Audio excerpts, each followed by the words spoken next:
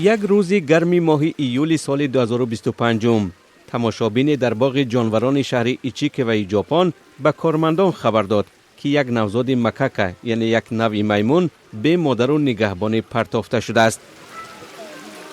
بعدی از کودکش دست کشیدن مادر، 5 نوزاد به تربیه کارمندان باغ دیگر جانوران در شهر توکیوی ژاپن گذشت. کارمندان باغ میگویند میمون یا بوزینه جوان بعد از تولد طفل اولش آسیب روانی دیده از کودکش دست کشید. 7 ماه بعد میمون نوزاد به ستاره شبکه‌های اجتماعی تبدیل شد.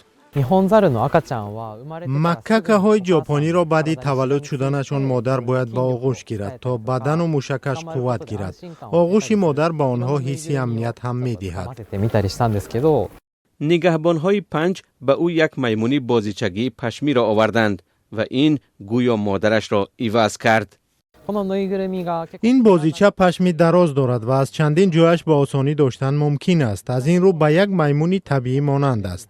ما این بازیچه را از آن خاطر انتخاب کردیم که فکر کردیم به 5 برای در آینده همایش یافتنش به قوم خود یاری می‌رساند. هر روز به باغ جانوران تنها برای دیدن 5 و بازیچه‌اش تماشابین‌های زیادی می‌آیند. در شبکه‌های اجتماعی دیدم که 5 بعد یتیم شدنش همانا در تلاش است و دلم ریش شد. امروز فرصت شد که با دوستم واخوریم. گفتم بیا به دیدن 5 می‌رویم. شیکانا میگوید با گذشت وقت 5 به جامعه مکاکاهای همقومش همایش می‌یابد و الکی یک دوست هم پیدا کرده است که او را به آغوش می‌کشد. آغوش گرم و صمیمی.